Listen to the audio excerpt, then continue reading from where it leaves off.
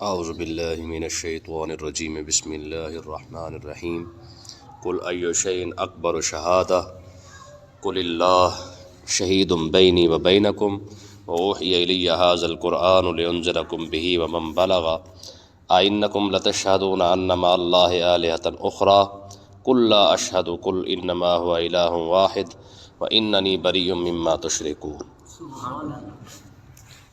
اس آیت کے اندر اس کے جو شان نزول ہے وہ یہ ہے کہ اہل مکہ وہ آقا علیہ الصلوۃ والسلام سے یہ کہنے لگے کہ جی اگر آپ اللہ کے رسول ہیں تو آپ کی رسالت کا گواہ کون ہے؟ ٹھیک ہے جی، دیکھنا وہی بات ہے کہ جب نہیں ماننا تو پھر مختلف قسم کے ہیلے بہانے بناتے رہنے۔ تو انہوں نے پھر اب یہ سوال حضور کے سامنے رکھ دیا، کہنے لگے جی اگر آپ اللہ کے رسول ہیں تو پھر آپ یہ بتائیں کہ آپ کی رسالت کی گواہی کون دے گا؟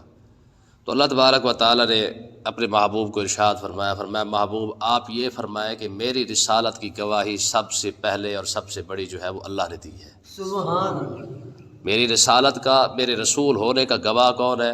اللہ، اور رب سے بڑا پھر گواہ کوئی نہیں ہے۔ تو یہاں یہی بات کی جا رہی ہے، فرمایا کہ قل ای شیء اکبر شہادہ، اے محبوب آپ انہیں فرمائیں ای شیء اکبر شہادہ کہ تم صرف یہ بتاؤ کہ سب سے بڑی گواہی ہے کس کی؟ سب سے بڑی کس کی گواہی ہے؟ میرے رسالت پر، میرے رسول ہونے پر، میرے نبی ہونے پر تو سب سے بڑا جو گواہ ہے وہ اللہ کی ذات ہے، جسے تم بھی مانتے ہو۔ ٹھیک ہے، تو جسے جو ساری کائنات جس کو مان رہی ہے، میرے رسول ہونے کی گواہی بھی وہی دے رہا ہے۔ ٹھیک ہے، اور اس کے مختلف قسم کے طریقے ہیں، یعنی اللہ تعالیٰ نے اپنے محبوب کو معجزات عطا فرمائے ہیں، فرمایا یہ تمہارے سامنے جو سارا کچھ ہو رہا ہے، یہ چاند مڑ کے ٹکڑے ہو رہا ہے، سورج مڑ کے آ رہا ہے، درخت چل کے آ رہے ہیں، تم جو معجزہ مانگتے ہو میں تمہیں وہ دکھا دیتا ہوں۔ تو اس کا مطلب یہ ہے کہ اللہ تعالیٰ نے مجھے یہ سارے چیزیں عطا فرمائی ہیں، معجزات عطا فرمائے ہیں، تو اللہ تعالیٰ کا مجھے معجزات عطا فرمانا ہی رب کی یہ گواہی ہے۔ پھر اس کے بعد پچھلے جتنے انبیاء آئے ہیں وہ بھی سارے میری گواہی دیتے آ رہے ہیں کہ آخر میں ایک نبی آئے گا، ٹھیک ہے، اور وہ اللہ کا رسول بھی ہوگا، اللہ کا نبی ہوگا، خاتم النبیین ہوگا۔ فرمایا پچھلے رسولوں کا یہ کہنا کہ آخر میں نبی آئے گا تو وہ بھی میرے بارے میں تھا، یہ بھی رب کی گواہی ہے۔ تو آپ فرمائیں ایو شیء اکبر و شہادہ، تم تو پہلے سب سے پہلے یہ بتاؤ نا کہ سب سے بڑی گواہی ہے کس کی؟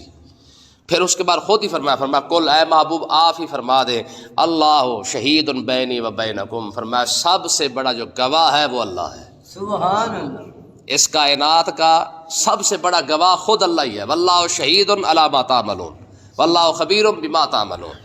ٹھیک ہے، جو کچھ تم کر رہے ہو اللہ اس کو دیکھ بھی رہا ہے، اللہ اس کو اس کی خبر بھی ہے، واللہ شہید علی ما تعملون، جو تم کر رہے ہو اللہ اس پر گواہ بھی ہے۔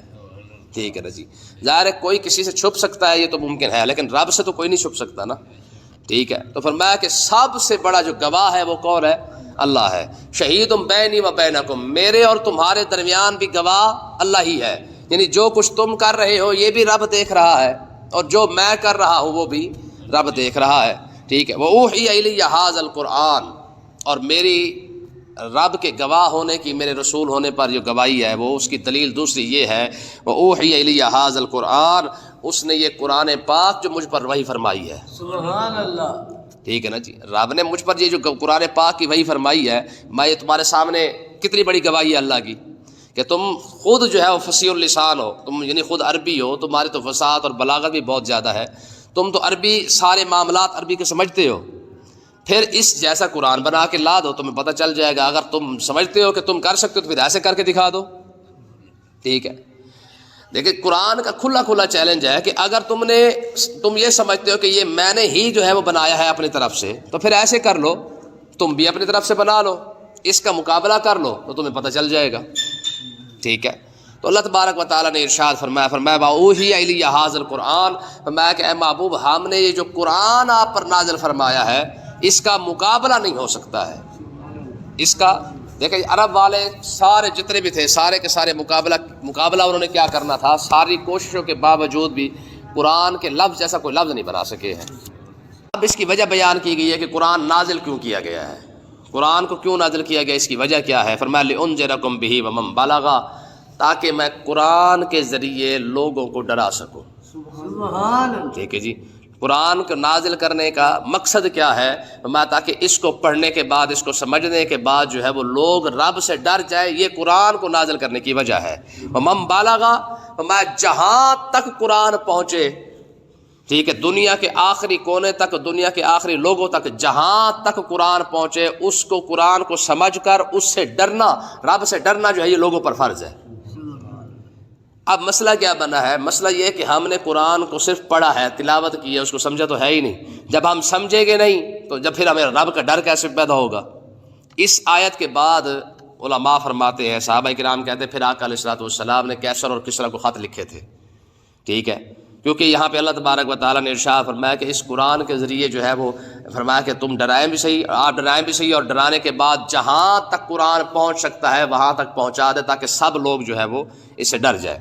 تو اسی آیت کے نازل ہونے کے بعد آقا علیہ الصلوۃ والسلام نے پھر کیسر کو بھی خط لکھا کہ میں اللہ کا رسول ہوں اور اللہ ایک ہے، اور خدا کی گواہی دو اور مجھے جو ہے اور آخری رسول مان کر تم ایمان لے آؤ۔ اور یہی خط آقا علیہ الصلوۃ والسلام نے پھر کسریٰ کو بھی لکھا، ٹھیک ہے، نجاشی بادشاہ کو بھی لکھا، سب کو لکھا۔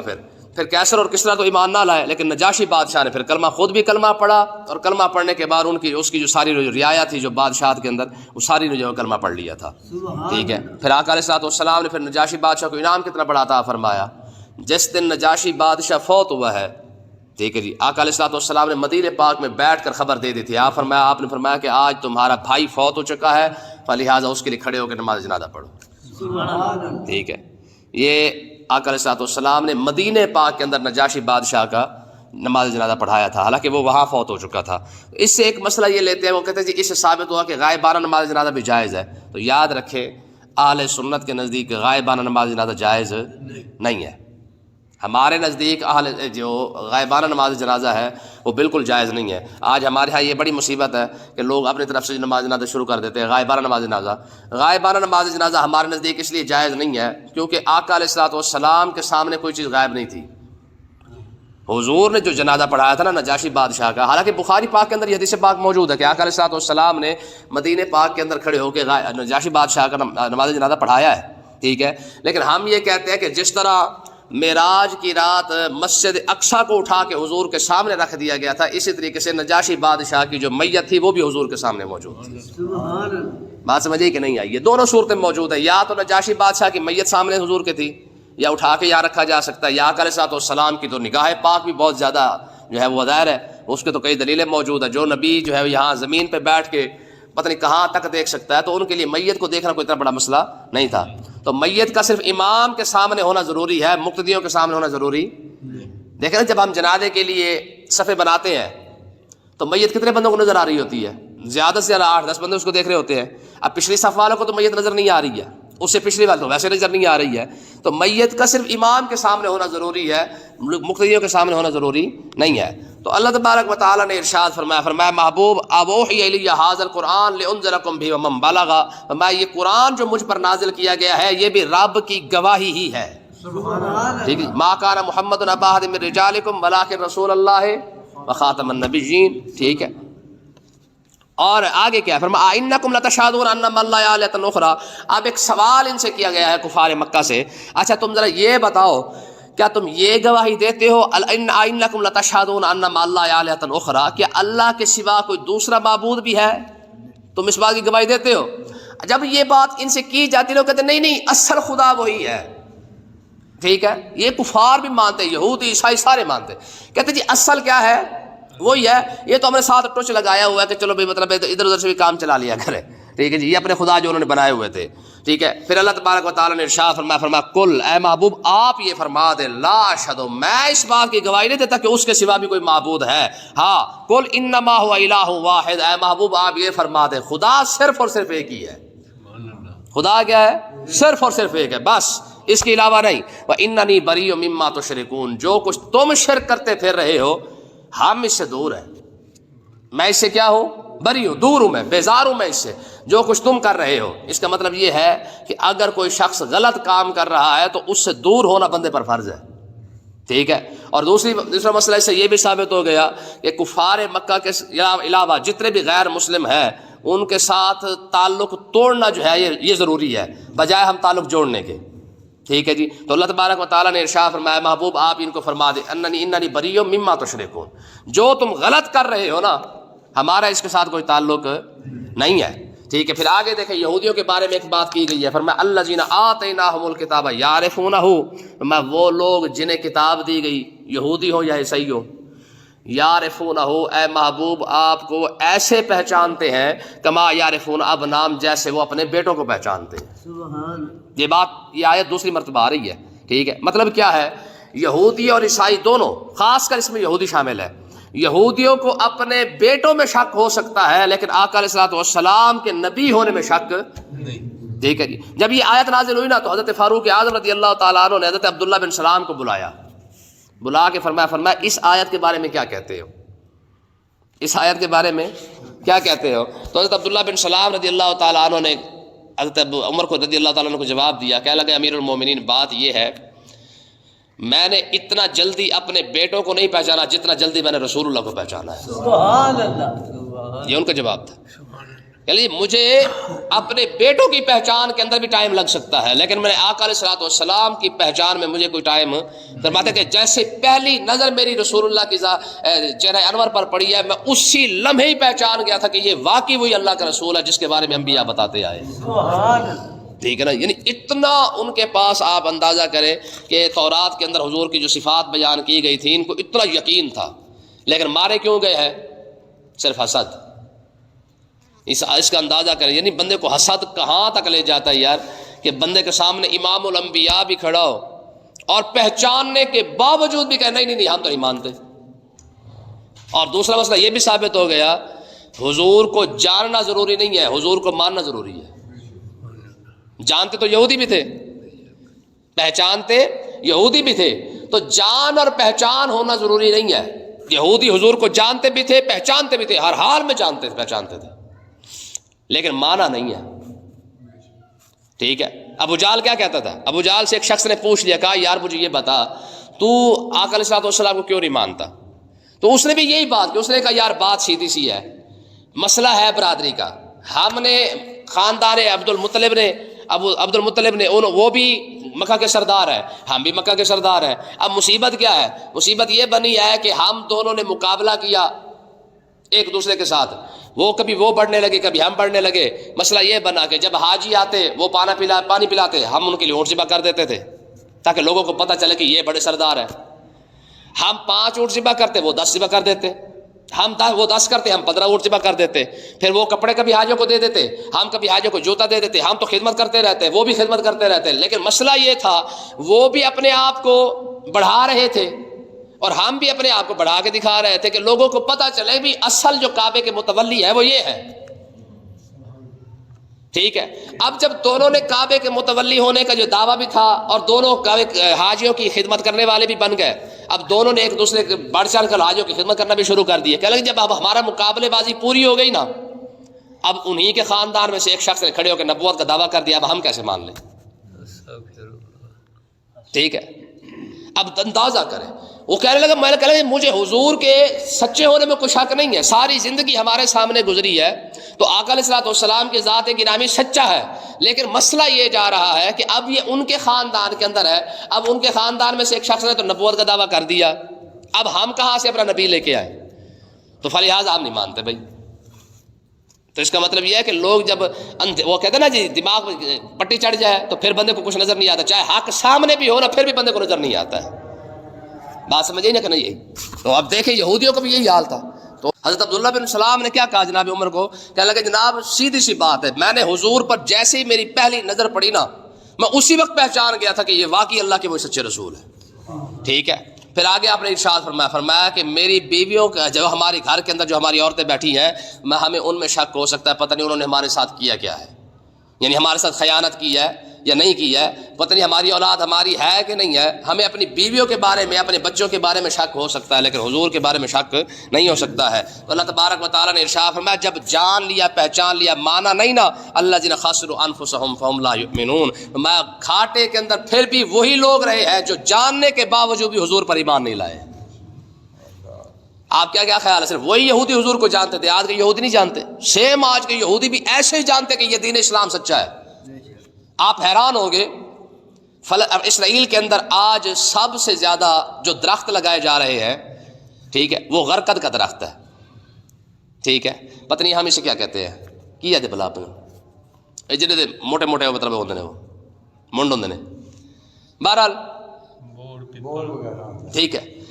اچھا، سب سے یہ ان کا قومی درخت ہے غرقد۔ غرقد عربی کے اندر کہتے ہیں۔ آقا علیہ الصلوۃ والسلام نے ارشاد فرمایا کہ جب مسلمان یہودیوں کو قتل کریں گے نا، ایک وقت آئے گا انشاءاللہ، ہم جمعے کے اندر نا یہ سارا شروع کرنے والے ہیں، کتاب الفتن شروع کرتے ہیں کہ حضور علیہ الصلوۃ والسلام نے جو اس زمانے کے بارے میں ارشاد فرمایا، پھر قیامت تک کی جو نشانیاں حضور نے ارشاد فرمائی ہیں، انشاءاللہ ہم اس کو جمعے میں شروع کرتے ہیں۔ تو آقا علیہ الصلوۃ والسلام نے ارشاد فرمایا کہ جب یہودیوں اور عیسائیوں کو خاص کر مسلمان جب قتل کریں گے نا، اور ہر درخت جس درخت کے پیچھے چھپیں گے، ہر درخت بتا دے گا کہ یہودی میرے پیچھے چھپا ہوا ہے، لیکن ایک درخت ہے جو یہودیوں کو پناہ دے گا، وہ غرقد کا درخت ہے، یہ حضور نے ارشاد فرمایا۔